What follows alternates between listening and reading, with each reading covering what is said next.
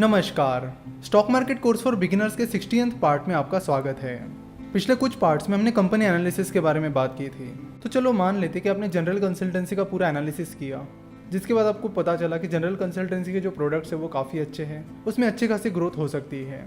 साथ ही आपने पाया कि जनरल कंसल्टेंसी का top management ethics, integrity, intelligence और पैशन से भरा है।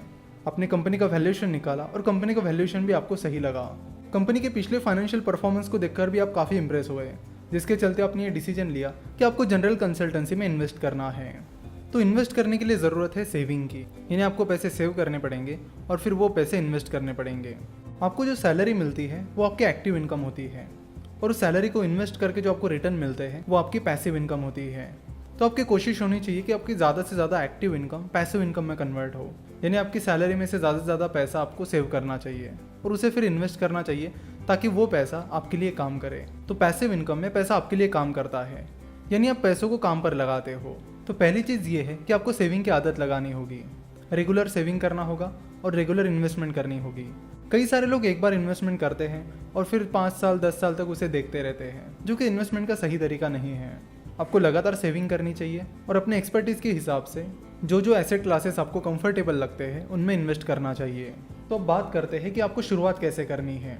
साथ ही हम ये भी देखेंगे कि शुरुआत में आपको क्या चीज़ें करनी चाहिए और क्या नहीं। तो जैसे कि हमें पता है, स्टॉक मार्केट में इन्वेस्ट करने के लिए डीमैट अकाउंट कंपलसरी होता है। डीमैट अकाउंट खुलने के बाद वो स्टॉक ब्रोकरेज फर्म आपको यूजर नेम और पासवर्ड सेंड करेंगे आपकी ईमेल आईडी पर, और फिर उस ब्रोकरेज फर्म की वेबसाइट से या उस ब्रोकरेज फर्म का ऐप डाउनलोड करके आप अपने लॉगिन डिटेल्स डाल दीजिए और फिर जिस किसी कंपनी में आपको इन्वेस्ट करना है उसका नाम टाइप करिए, कितने शेयर्स आपको खरीदने हैं वो टाइप करिए और कुछ बाकी बेसिक डिटेल्स एंटर करके आप शेयर्स आसानी से बाय कर सकते हो। कि मिस्टर चार्ली मंगर का एक बहुत ही इंपॉर्टेंट कोट है, वो कहते हैं कि the big money is not in the buying and selling but in the waiting. यानी वो कहते हैं कि पैसा खरीदने बेचने में नहीं है, पैसा है वेट करने में। यानी वो कहना चाहते हैं कि आप किसी कंपनी के शेयर्स को खरीदते हो, फिर तुरंत उन्हें बेच देते हो, फिर किसी और कंपनी का शेयर आप खरीदते हो, फिर उसे तुरंत बेच देते हो, तो इससे आपका बड़ा पैसा नहीं बनेगा।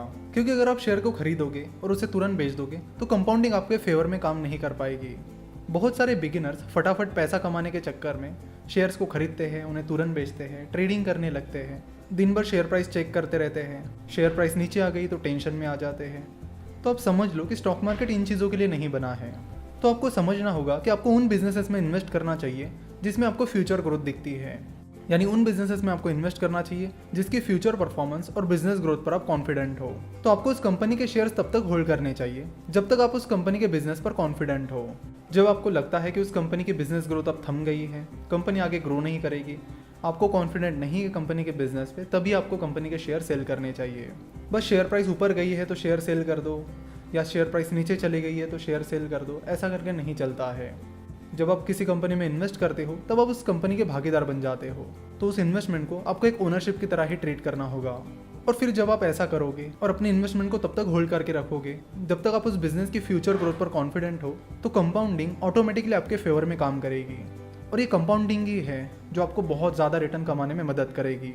तो इन्वेस्टमेंट का ये रूल हमेशा याद रखिए कि बिजनेस में तब तक इन्वेस्ट करिए जब तक आप उस बिजनेस की फ्यूचर ग्रोथ पर कॉन्फिडेंट हो। मिस्टर वॉरेन बफेट ने कोका कोला में 1987 में इन्वेस्ट किया था और अभी भी वो कोका कोला में इन्वेस्टेड है, क्योंकि वो अभी भी कोका कोला की फ्यूचर ग्रोथ पर कॉन्फिडेंट है। तो इस तरह पिछले 30-35 ईयर्स से वो कोका कोला में इन्वेस्टेड है, जिसकी वजह से कंपाउंडिंग ने उनके फेवर में काम किया है, जिसका नतीजा ये हुआ कि उन्हें बहुत ज़्यादा रिटर्न मिला है। जितने भी सक्सेसफुल इन्वेस्टर्स हैं उनके सक्सेस में कंपाउंडिंग ने एक बहुत बड़ा रोल निभाया है। तो आपको भी मेक श्योर करना होगा कि कंपाउंडिंग आपके फेवर में भी काम करे। कई बार जब आप स्टॉक मार्केट में इन्वेस्ट करते हो तो जब भी आपको लॉस होता है आप कहते हो कि मार्केट की गलती है, खराब मार्केट की वजह से आपको लॉस हुआ है, मार्केट में ये हुआ वो हुआ उसकी वजह से मुझे लॉस हुआ है। तो ये गलती आप बिल्कुल भी ना करें। इंडिया के successful investor mister Rakesh Jhunjhunwala, जिनकी नेटवर्थ 20,000 करोड़ के करीब है, वो कहते हैं कि मार्केट इज सुप्रीम। तो इसलिए कोई गलती आपसे होती है या अगर आपको कोई लॉस होता है तो वो गलती आपकी है, और ज़रूरी है कि आपको उस गलती को एक्सेप्ट करना होगा। अगर आप उस गलती को एक्सेप्ट ही नहीं करोगे तो आप उस गलती से कुछ सीख नहीं पाओगे। अगर आप सीखोगे नहीं तो आप अच्छे इन्वेस्टर कभी नहीं बन पाओगे। तो जब भी कोई इन्वेस्टर स्टॉक मार्केट में इन्वेस्ट करना शुरू करता है तो शुरुआत में काफ़ी स्ट्रगल होती है। ऐसा नहीं कि पहले दिन से ही प्रॉफिट होना शुरू होता है। स्टार्टिंग में बहुत ज़्यादा स्ट्रगल होती है, चीज़ें पता नहीं होती, बहुत सारी गलतियां होती है जिसकी वजह से बहुत सारे लॉसेस भी हो जाते हैं।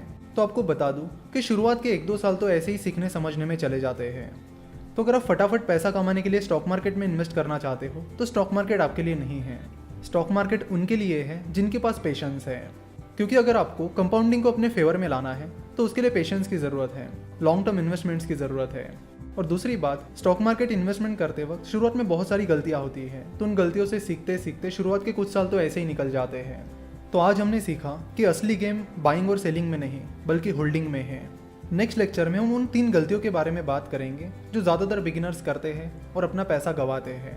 सो अगर आप वो 3 गलतियाँ नहीं करते हो तो आप अपना बहुत सारा पैसा खोने से बचा लोगे। आशा करता हूँ कि आपको आज का ये लेक्चर पसंद आया होगा।